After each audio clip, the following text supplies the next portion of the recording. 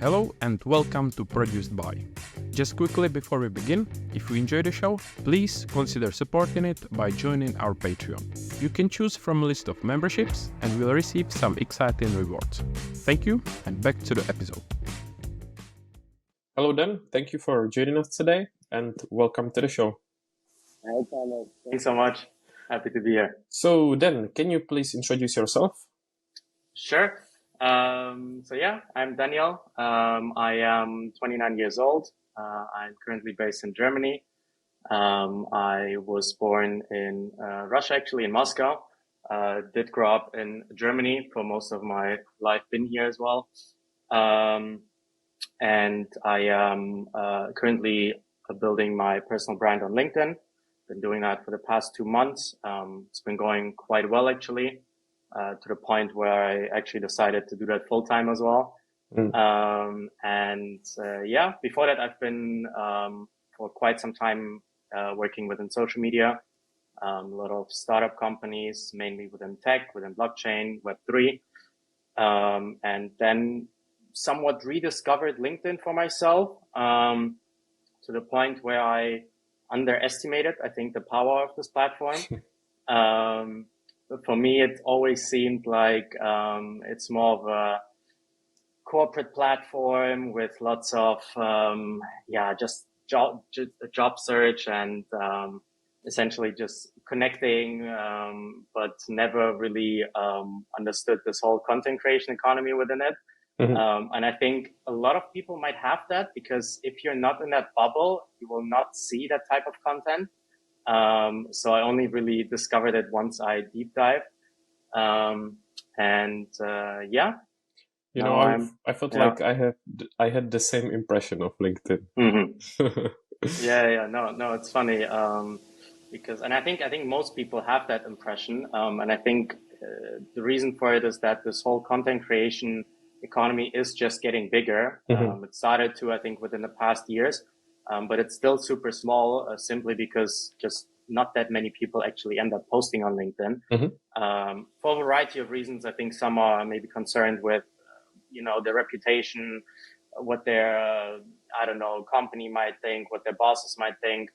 I think it might be just easier for people to do that on Instagram or Twitter or other platforms. So it does make sense, but I think that's pretty cool. And I think LinkedIn is also working towards embracing this new trend that's moving forward.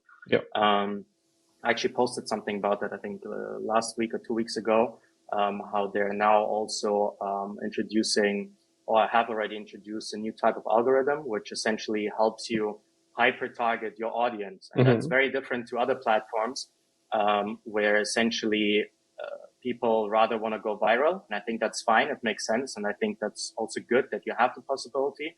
But LinkedIn went the exact other way, where they're like, just post good content, share your knowledge, help other people out, and will help you reach the exact target audience that you're looking for, instead of you just going viral and trying to just hit everyone. And I think this dynamic just really improves the quality of the content, because people do not essentially create content to just go viral.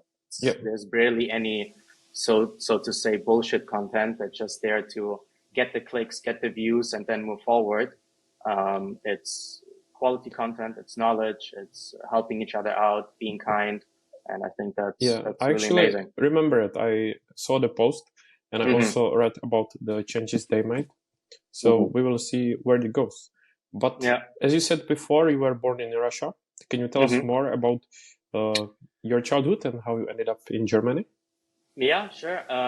So I've only lived there for like 2.5, 3 years. So not really long. And then my whole family decided to move to Germany.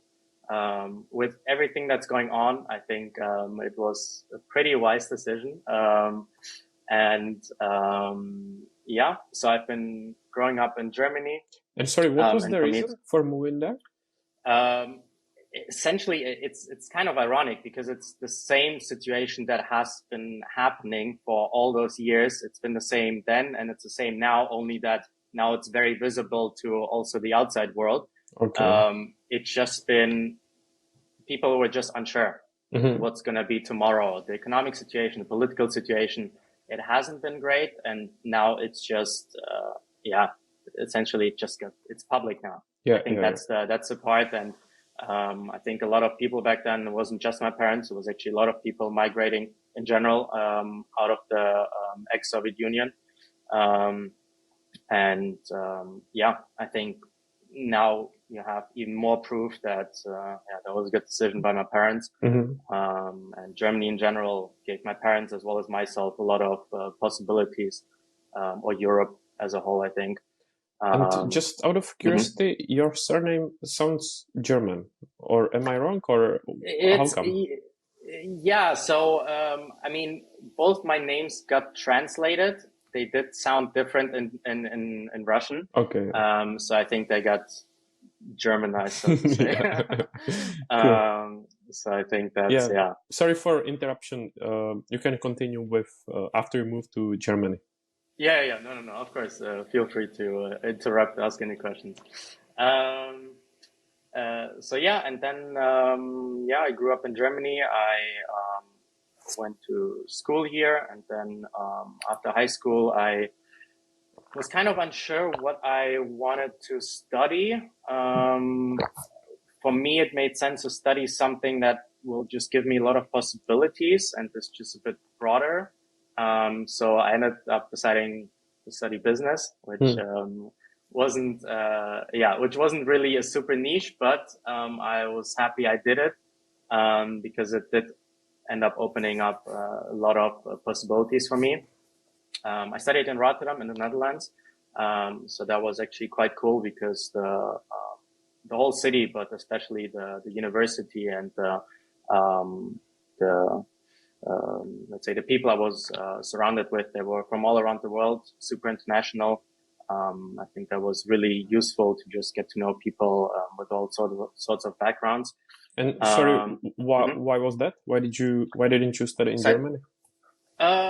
So I wanted to study in English, and the issue in Germany was that most universities were private universities, and then outside of Germany, you had the same issue. You had the option of, let's say, UK or the US, which is even more expensive. And then Holland was really close. It's still very affordable. And you get this whole international vibe. It's still a new country. And I think that's just how it got together. Did you learn Dutch as well? I did a little bit. Nice. I had to actually take it for like a year. It's kind of weird, especially if you do speak German. It sounds just like a broken version of German. I can barely say anything, so please don't ask me. And did you then find it easier to learn the language? What do you mean? Thanks to similarities to German one. Yeah. No, for sure. It was definitely easier. I mean, we had also students from all kinds of countries that didn't have, let's say, a German background. And it was definitely more tough. Like I could certain things, I mean, grammar, the structure, a lot of the words, they're very similar. So it did come definitely easier to me. Yeah. For sure. Yeah. So how was it studying there?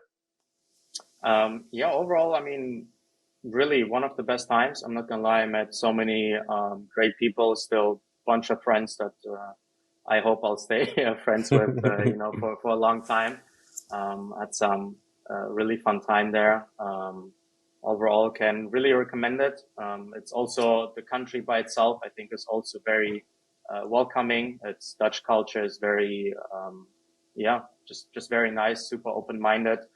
In general, people within Rotterdam, but also I think across the whole of Netherlands, super international. And I guess it's quite also benefit that it's not far away from Germany, where you come from. Yeah, exactly. So it was still, and I think also for my parents, that was I think a good selling point, because they were like, okay, far enough, but still close enough in case something happens. I think that's overall a really good decision. And out of curiosity, were there any culture shocks that you experienced after moving to a different country? I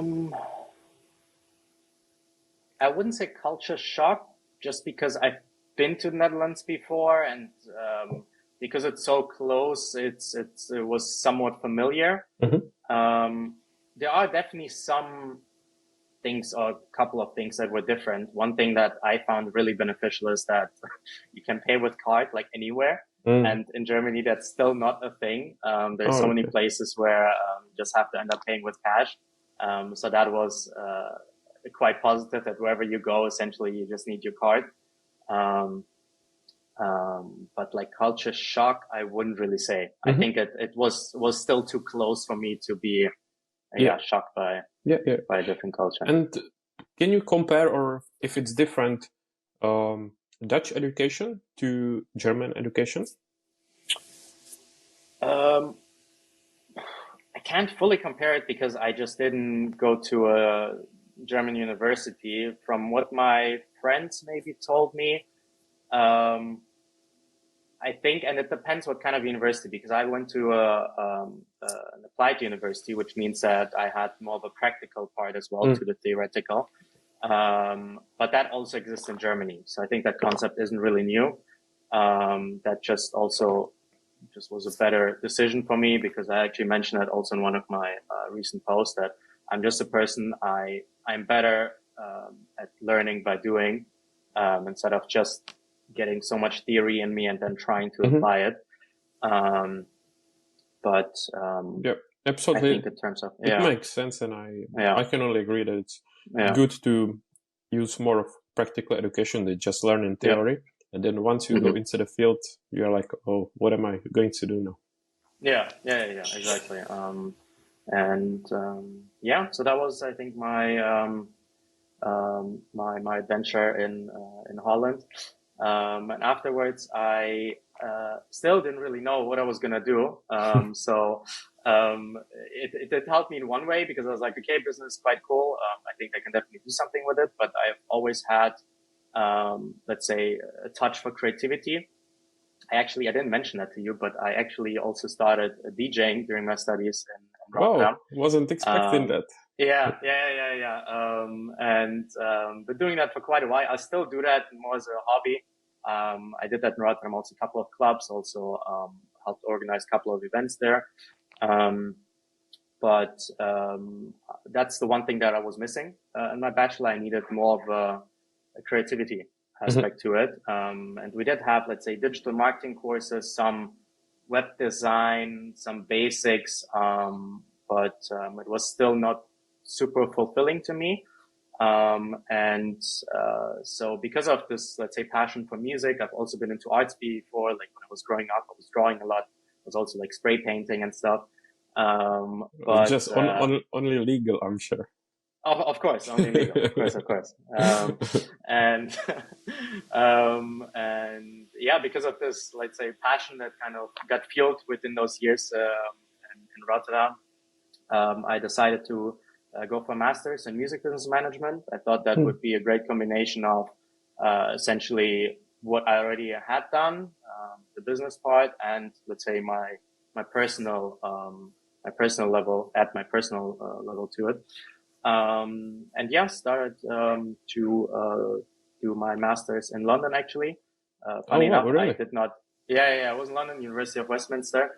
Funny enough, it was during Corona, so I did not end up visiting London at that time. It was all. Wow. It was all remote. We had the possibility, so students were allowed to come to the university, but for me, it was like, is it worth it? Again, London, super expensive, getting an apartment there. And then also, you never know what's going to happen. That whole time was such a mess from all angles that I was like, might just be better to stay at home. But you know what? Sorry for interruption, but the reason why I was so surprised that literally the same thing happened to me. I also studied masters in London, but because of the COVID, I studied online. So I was like, wow, I feel like never met anyone to whom this happened as well. So I'm like, finally someone. And you have to add that for us, I think it was still somewhat acceptable because we were at an age where we could deal with it. But I think a lot of younger students in high school and it was quite a difficult time because they got cut out from all of the social interaction. They were just at home 24/7. And I think that was, and I think there's still, I mean, there's a bunch of studies as well, how that really affected, a whole generation of kids that, just got kind of, got robbed essentially years of their childhood. So, I think for us, at least from my side, I was able to deal with it. It was kind of also, the first stepping stone into home office for me. That's kind of funny because afterwards I did get a job in an office. I was working in Berlin. But afterwards, I got stuck essentially to home office because I love that. So overall, So how's the master's? How was the education? Was really good. Was really good. Funny enough, it was much easier than my bachelor. I think partly it was probably also the course, the way it was structured, but also because I was just more passionate about it. I had more interested in it, and I think whenever you follow something that you're really interested in, it just makes it much easier to study and learn. It just comes, And did you have a particular position in mind that what you would want to do after you finished masters? So also then I was kind of, again, a bit lost because now I deep dived, of course, into the whole music business industry. And I was like, okay, I got the business part, I got the music business part now. So obviously now I have to do something with music business. And the initial idea was, I mean, I applied for all kinds of positions after my master's. The idea was, I think that wasn't really an idea. I just applied. I mean, it was from event management to artist management, and just in general, anything I could really find within the music industry. I applied to a lot of record labels as well, Universal, Warner Brothers, Sony Music. The one thing that I was sure about, I wanted to move to Berlin, just to live there essentially and also work there. So I was looking for jobs in Berlin. So I think that narrowed it down at least. But yeah, and it's funny because the first job I got then was at a music NFT startup. So I did end up mixing everything in. The position was social media manager. So I had the creativity part, I had the music part, I had the business part. That was pretty cool. And I ended up staying also in Berlin for, I think, around 7-8 months. And also had a great time there. Why Berlin? I've never been to Berlin, so I'm curious. I mean, Berlin is amazing. I think it might not be for everyone, because it is a special place. But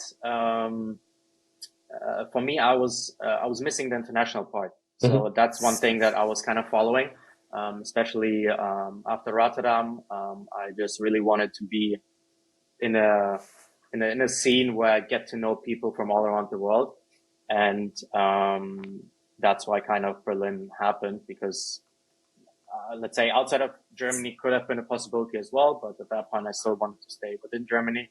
And other than Berlin, there's really nothing comparable within it. So I mean, that makes sense. Yeah. So that's why Berlin. Yeah. So how was it working in this startup?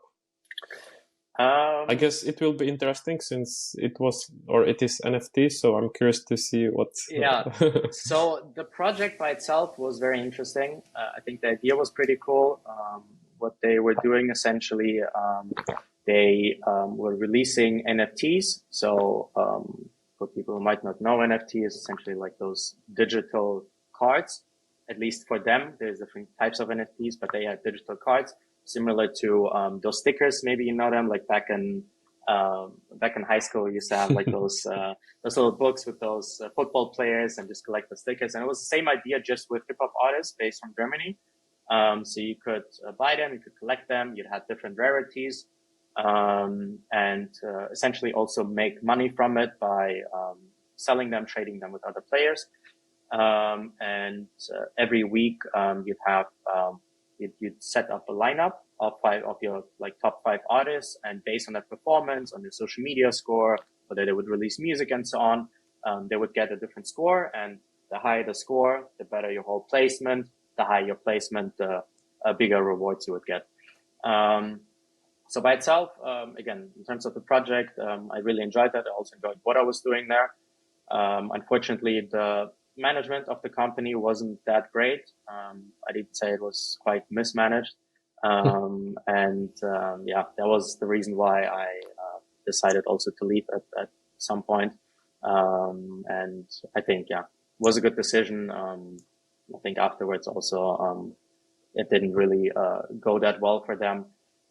So it was 100% worth the experience. I learned a lot of things actually. Met also great people there at the company. Use it as a stepping stone. Do you want to share your honest opinion? You can maybe compare before and after about NFTs in general. Just curious. So it's funny because the second job I got then was also a blockchain startup. It was more within gaming. So I did stay within that industry. I think the technology behind it is super useful. I think blockchain in general is a good thing. I think it makes sense that you have a decentralized system, that no one has the power to do anything with your data. And the sole concept of Web3 makes perfect sense to me. I think that should be implemented. I'm surprised it's still not at a point where I thought it would be today, but the idea of it, I think, is great. I think the problem is because it's decentralized, you obviously run into other issues, which is a bunch of scams, bunch of illegal activities, bunch of shady stuff, which unfortunately just comes with it, right? If you have no one to control it, then you kind of run into anarchy and chaos. And that's what happened. There are a bunch of great blockchain projects, cool games, cool NFT projects, valuable NFTs as well that actually have utilities. But there's also just a bunch of projects that, put their stuff to the market and then dipped, took their money and left everyone with nothing. And that's a shame because it put I think a bad reputation on the whole industry, on the technology, and I think that's just a small part of what it's about. I was just about to say that I agree with what you said, and I just feel like that because there are obviously a lot of scams and a lot of people that try to make maybe quickly a lot of money. That's how it gained maybe negative reputation, and I agree. And hype that wasn't probably positive. Anyway, sure. How did you find working in the second company, the blockchain one? So the second company was a blockchain gaming startup. They were based in Switzerland, and that was also my first remote job. So that was a whole new world to me after being in an office the whole day and doing overtime and so on. That was just amazing to me. The management of the company was also much better. That was actually really cool. They've also, the company by itself, the size and the level at which they were operating was also much higher. So I could learn even more because, essentially they were just further in the process. The position I had there was head of social media. So I also managed to level up in terms of my position. And it was pretty cool. I've been pretty much managing all of the social media from Twitter to LinkedIn to Instagram to the Discord server. They had quite a big community also on Telegram. So it was also community management. It was also graphic design. It was kind of like the ongoing thing that and I think that's a regular thing at startups where you get hired for one position, but you end up doing so many other things in between. But it's cool. I'm not complaining. I think that was pretty amazing because you get the chance to do so many things at once while just being hired for a particular position. And you just learn so many things just because you keep on doing stuff, and you discover so much. And I think that's also one of the reasons why I ended up having such a success also within LinkedIn, because I'm not new to it. I've just studied and learned so many different aspects of social media on all kinds of platforms. And when you do that, or not even social media, even let's say the internet as a whole, you just start to see certain patterns. You see like how people work. You get also a bit into psychology, how to communicate, how they react. And I think all of that just, it's saved up subconsciously and then, really gave me a good head start, I think. Yeah. So after this company, did you continue to different one, or is that when you decided? There I also switched to another company then, which was still in tech, but it was a cloud consulting company. Where was it based? It was also remote. There was a German company, but for that company, I was also working remote. Was a smaller team, but also they're really helpful. I did that because the founder actually did have his own personal brand on LinkedIn.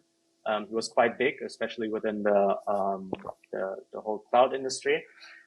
And that's actually like my first stepping stone into building a personal brand. I mean, the concept itself wasn't new to me, but I ended up managing his personal brand. I revamped his whole profile, did his content strategy, ended up doing his content, creating his content, writing his posts.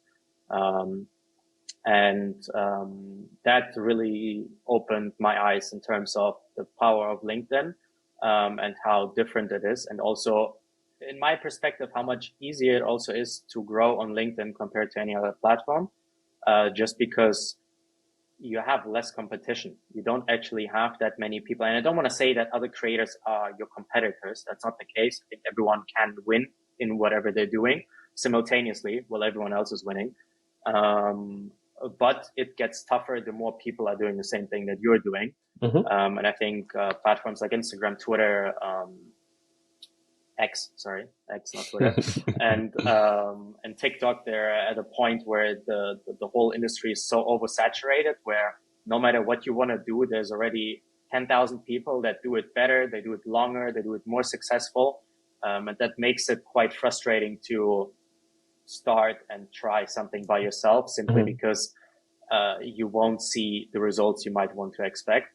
And you have to pray a lot to the algorithm that it catches up to you. And that was, let's say, how I got into LinkedIn, how I understood the value of it.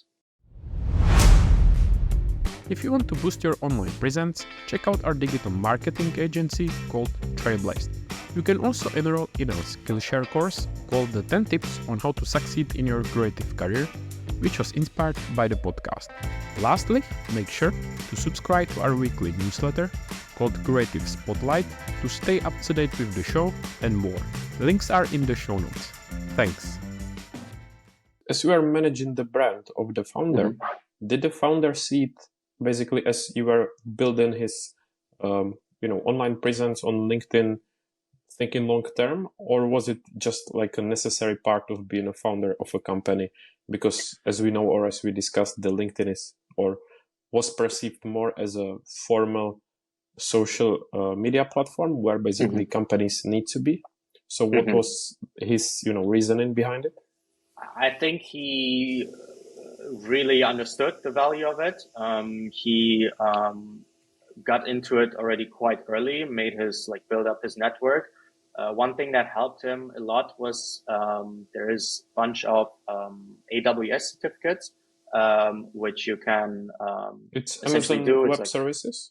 Amazon Web Services, exactly. And don't ask me about the details. I'm ashamed after working a couple of months with this company. But I mean, from DevOps engineers to solution architect and I don't know what, building crazy things in the cloud. And he was one of the first ones, or maybe even the first one in Germany to get all of the 12 or 13 certifications, which is not easy and did also take him quite some time.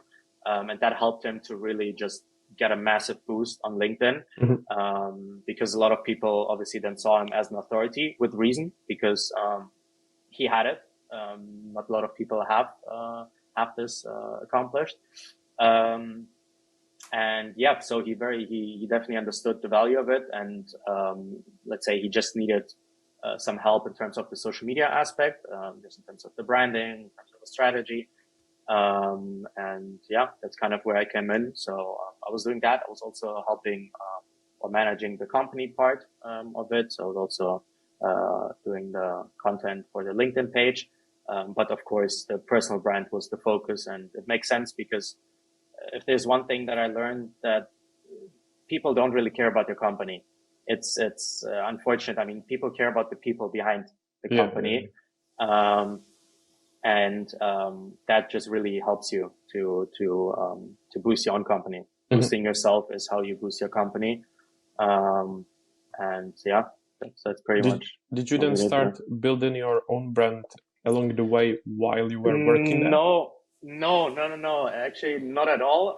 I did slowly start to like play around with that thought that like, okay, like this is actually working and it's quite easy to me, at least it seemed, because I've had, of course, because you had a following, it was already easier because you just had to hit the right post and you started to see a pattern. Once you got into that pattern, it was very easy to get quite viral posts continuously.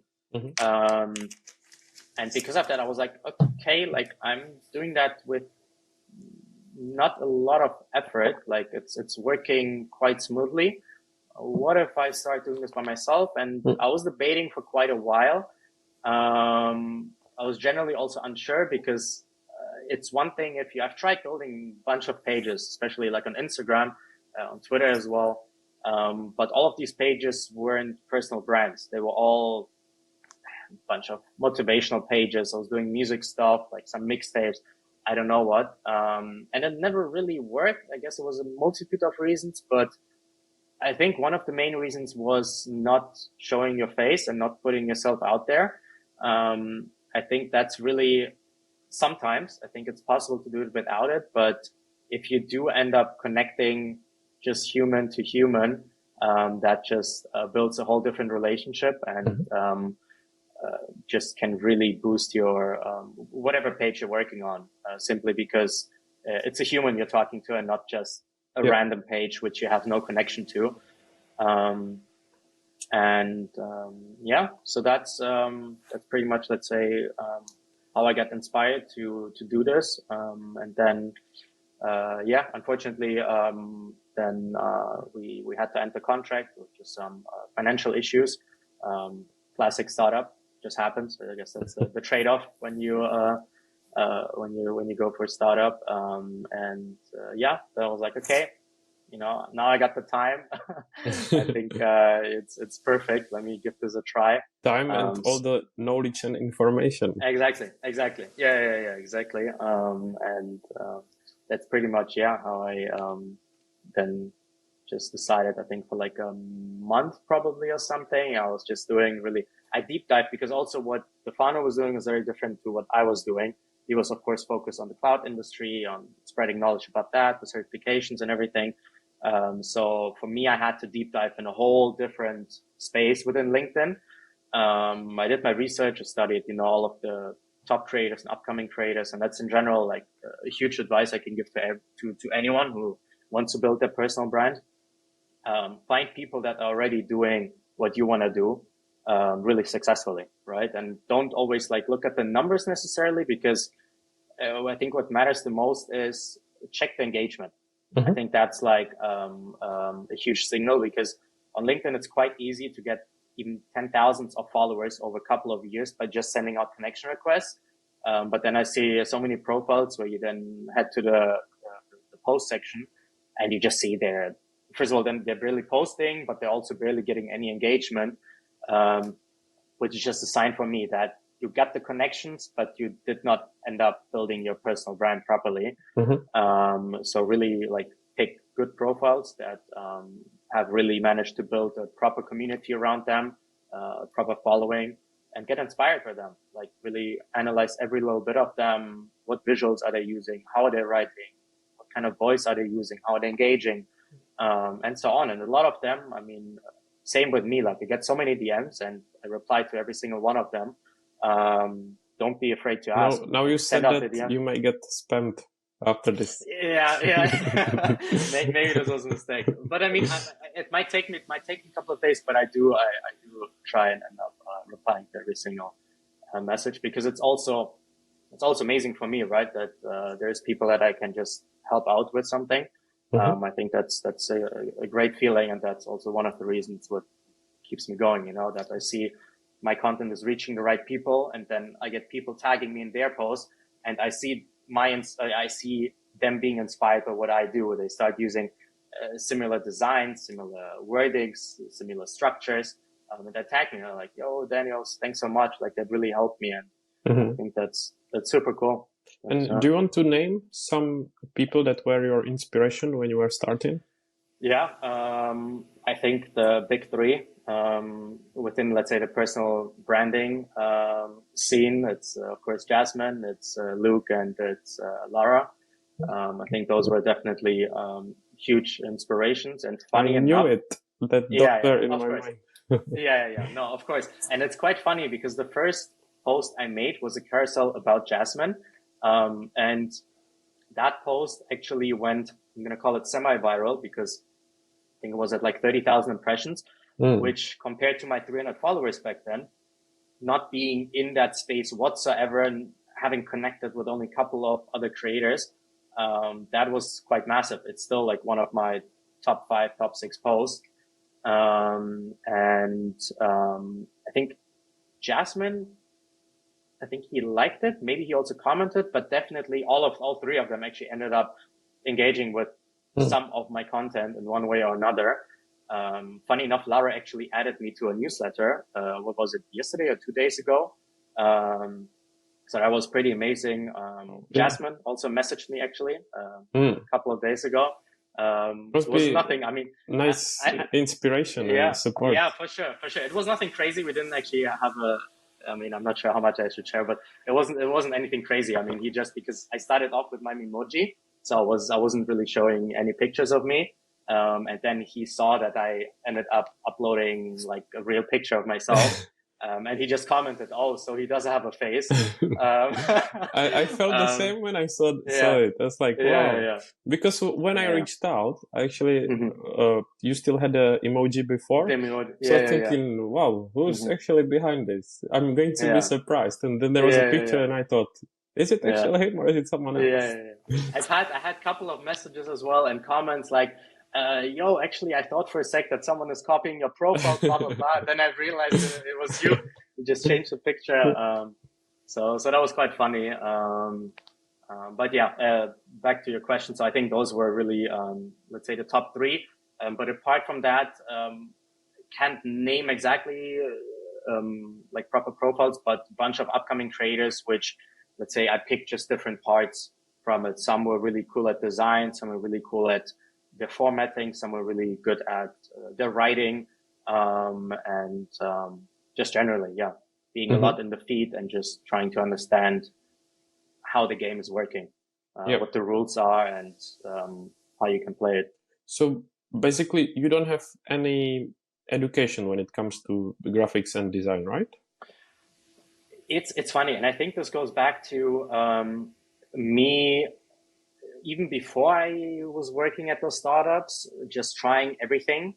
And one of my best friends kept on saying that it was like my biggest mistake to like always try to do everything at once. And on one hand, I think that was a reason why I did not end up seeing success in certain things, because I just wanted to do everything. On the other hand, I did manage to just acquire such a big spectrum of different kinds of skills. Not even social media. Like I've been also doing web design. I've been also doing, call it graphic design, the writing, just in general, management of company profiles and so on and so forth. And I think all of that, even though I, let's say, did not become a master of any one of these things, I did end up getting really good at all of these things. And I think that helped me because then once I started actually building up my personal brand, it wasn't just the design part, it wasn't just the writing, it wasn't just the whole structure and format of it. It was I'd say a well-rounded picture. And I think that did help me. But yeah, back to your question. No, graphic design. I mean, I did not take a single course. I've been just using Canva for years. I mean, easy, I think 6-7 years, maybe even longer. It's really hard to believe, because when someone sees your design and your content, let's say, oh, this guy must be a pro, like well educated when it comes to design and this and this. So it's nice to hear. I appreciate it. And that's actually also a thing I've been sharing, that the tool doesn't matter that much. It's the skill behind the tool, and you just putting in the time, putting in the work, and just mastering that tool and really getting good at that particular skill. Because at the end of the day, like, no one cares about the process. No one cares about how you've done it. What matters is the end result.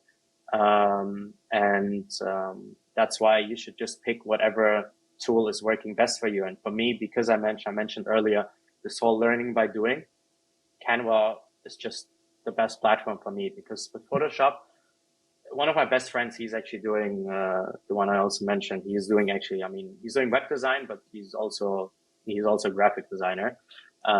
He also got me to like open Photoshop a couple of times, and it was just not for me. I just couldn't deal with it. Like, you can't just open a Canva and then just start playing around. Like, you need to watch your tutorials. You need to like start to understand every single click, every single item, every little tool there is.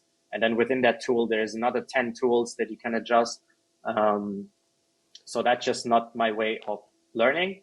I'm pretty sure I could also master it, but it would just take me way longer. And with Canva, I just learned it by doing, trying different stuff, and just understanding how it works. Yeah. That is, again, something I can relate to, because I use Canva as well, because, as you said, find it easy, or easier maybe than other softwares, other tools. And I was surprised, because recently I saw your post when you mentioned that you use only Canva for your designs.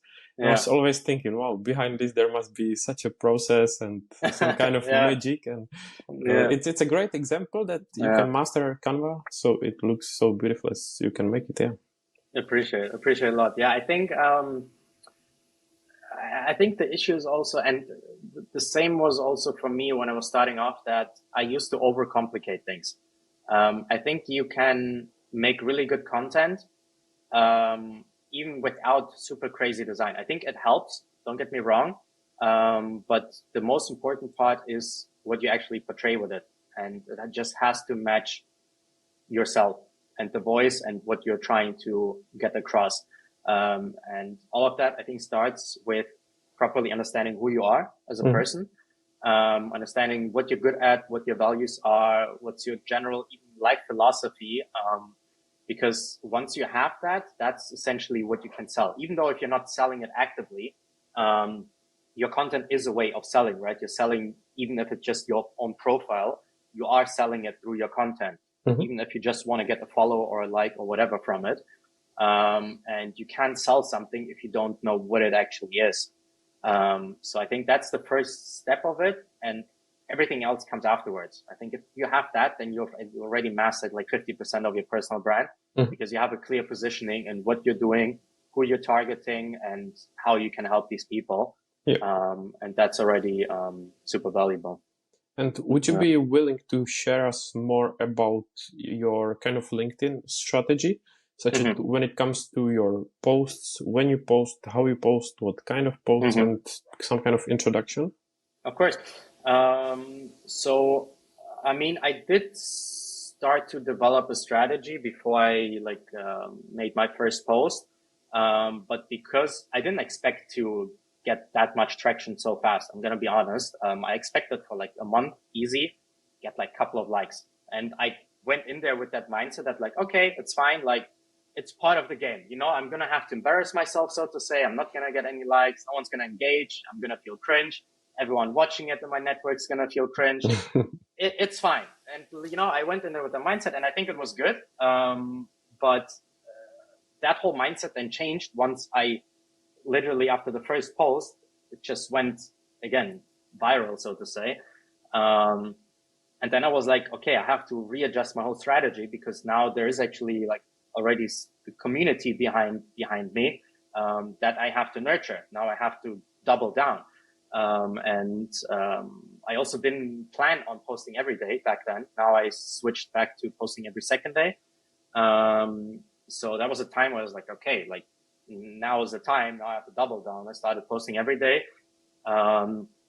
And was just honestly kind of winging it. There was, just day by day, just getting inspired, going even deeper into, okay, what can I post? What should I do? I think the general idea that I always had, and that's actually, I have that post scheduled for 7. It's a post about, that the best content you can share is essentially you, providing solutions to problems you had in the past. Because whatever content you have is essentially helping people that are just a couple of steps behind you. That's just how it is. And you don't have to be at the top of the ladder. You can be somewhere in the middle, even at the bottom, but you'll still have people that have not even started that process yet, which you can help. So it doesn't matter at what level you are. There's still going to be someone that you can help with for a multitude of reasons. And I think this underlying idea of how I create content is just what kept me going, because whatever I post is helping someone. And I think that just makes it really valuable, because no matter what I post, someone will look at it and be like, oh, I didn't know this. That's really cool. It's useful. It's helpful. And let's say that's how I moved forward. And since you mentioned with the time, so I was playing around a bit, but because my first post just seemed to work, and I posted, I think, at like 7 p.m. in the evening, I just kept on going with that time. It's a time frame between like 6:30 to 7:30 p.m. Depends on just whether I get the post done on time. I think you don't have to post exactly in that minute, but it should be, let's say, at least within a certain time frame. And then because I was just overloaded with work, and I also had slowly clients coming in, I just needed some more time. And also I did, let's say, some research and just understood that maybe posting every day was even a bit too much. And essentially, switched to every second day. So now it's between 3 to 4 times per week, which is working quite well, because now I don't have that pressure so much. And it's also, I realize I put out more quality content rather than focus on the quantity. So, that helped me a lot. And then, in terms of the time, always like every second day at like 6:30 to 7:30 p.m. Do you post for some specific demographics? I mean, I do target creatives, professionals, founders, just in general, LinkedIn users that want to improve their profile. But if you're like talking about demographics in terms of, let's say, certain countries, certain regions, or certain age spectrums, not really. I wouldn't say so. I mean, it's pretty much open to anyone. I think building a personal brand is or should be relevant to anyone. I guess because LinkedIn is more of like let's call it 18 plus platform, just because it's business oriented. You could say 18 plus, but I mean, I've also connected with a bunch of users who are below 18. So I think anyone who really finds it interesting and wants to build their personal brand. Are you then only on LinkedIn or even on other social media platforms? So in terms of my personal brand, it's only LinkedIn. I do have like a private Instagram. I was thinking about also starting Instagram and possibly also X/Twitter. But for now, I don't want to overdo it, in the sense that I'd rather just focus on one thing, because I think it's, once you've built a certain following, I think it gets much easier to then transfer that following onto other platforms. Just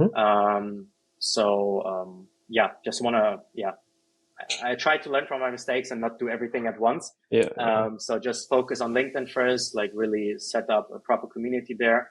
Build out my clients, hopefully be able to scale all of that. And then once I have that, I think I might even consider outsourcing certain things, whether it's the design, whether it's even the writing, just to then have more time to build out other platforms, get even more clients, and just be able to scale all of that.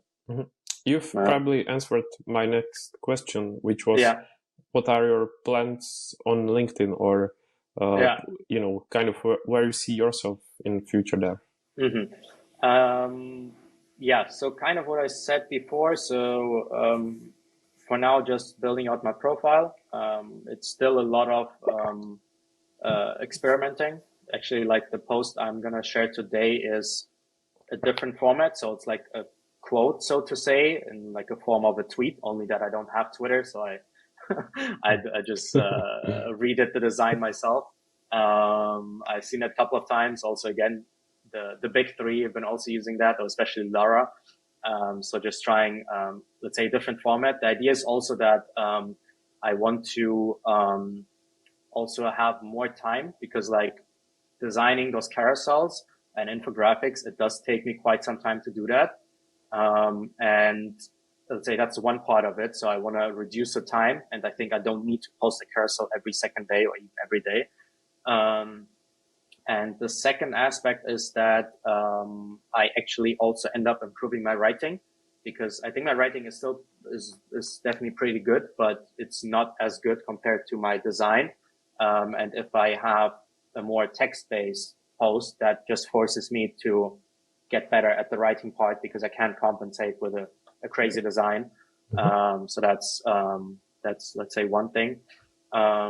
And then, pretty much what I mentioned before, just keep on pushing my LinkedIn, getting more clients, and then, hopefully be able to scale that, build a team. I'd love to actually build a company around that as well. But let's see. Yeah. I know we discussed your first post that went viral, but can you remember a post that for some reason stuck in your mind and will be worth sharing? Maybe something that also you didn't expect to go well, or was fun for some reason, or challenging? Definitely had one. Let me think. Or maybe a fail. A fail. Okay, so a post that kind of went crazy without me expecting. This was, and it's my second best post. It was a LinkedIn graphic size guide. So I made like an infographic of what the size of a banner is, your profile picture, a carousel, your featured section. And that post didn't take me that long, first of all. I spent way more time on like certain carousels. So I was like, yo, this is super crazy. And that just went viral. And afterwards, it did make me realize there was a multitude of factors. One was definitely that I just managed to target so many different users, because anyone who wants to post something, or even doesn't want to post, simply wants to upload a banner, needs to know those sizes. So I managed to just target so many people. Plus it was then, let's say, a cool design that just managed to attract so many people that, a pretty simple post just went super viral. And I doubled down on that, because I realized, okay, this works. And I then made a carousel out of it with essentially the same information. Yeah, you might have seen it like, it was like last week or something. And that went absolutely crazy. It's my top post by far. It's nearly at 100,000 impressions. I hope after we release this podcast, we will not see this type of posts from all the users. Oh, I mean, I'll be honest here. I've seen it, and that's how I got inspired. I mean, and that's a funny thing. Like posting those graphics sizes, it's not a new concept, and to be fair, anyone can Google it. But even for myself, I don't remember them. I wouldn't be able to tell them now. I could maybe tell you the carousel size, but I just duplicate, because I don't want to look for it. So it made perfect sense that even for someone who is doing this day by day, you forget it and you don't remember. And that's why that was super useful. So I'd say that was quite an unexpected win, which I managed to, let's say, double down on, just because I realized, okay, that's working. A fail, I mean, probably some carousels where I was like, okay, this is like super crazy, and I expected more engagement. But one thing that did surprise me, so I think this was like 2 weeks ago, maybe, or something, I posted a guide on how to get LinkedIn certified. So I have this badge, LinkedIn Certified Marketing Insider, which is a combination of 3 different certificates within marketing, content creation. And I had a couple of questions asking me like, oh, what is that? How did you do that? Blah, blah, blah. So I was like, okay, perfect. Like if people are already asking me, that means they're interested in it. Let me just make a guide on that. And it was literally one of my worst posts. So in terms of engagement or feedback, or why? Engagement. I'm just like engagement. I mean, some people definitely found it useful, but it was just not that many. It was way under. It could have been other reasons, but I think it was the content itself. It wasn't like any other, let's say, factor. I think, it just didn't resonate that much, but also I don't see anyone else with that badge, at least like really creating content. Because you reminded me, I was about to ask you as well. I don't remember anyone, or I don't know, seen that. And how did you get it? And actually, what was the reason for getting that? So the reason, going back to my past job, was the certifications of the founder. So I thought, okay, I mean, I do have experience in terms of my jobs. I've been in this industry for a while, but I do need some authority stamp to just give me instantly like a boost. It can be anything small, but the idea was just that people go on my profile or see my post and be like, okay, this guy knows something. And I didn't have something like Lara, like I've been in Forbes, I've I've managed the personal brand of, I don't know, crazy founder X or Y. So that was like an easy hack for me to get like, let's say, essentially like the stamp of approval. And the certificates, they weren't like that difficult. It's like, again, a mix of three courses with like a couple of smaller courses within. And you just have to do like an exam. You get practice exams and so on. 20 questions. Once you pass all three of them, you get this combination of all of them, which is the Marketing Insider badge. And do you feel like it actually helps you? I think for someone coming outside of LinkedIn and social media, I think it's definitely a good foundation. And it makes sense what LinkedIn was doing there.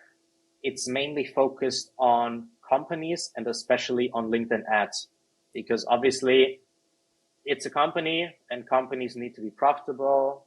And if you want to be profitable, you have to sell your services. One of their main services on how they generate revenue is their ads.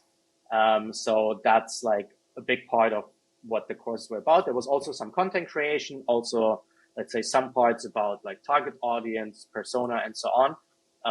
But a lot of it always came back to creating ads on LinkedIn and spending money on their platform.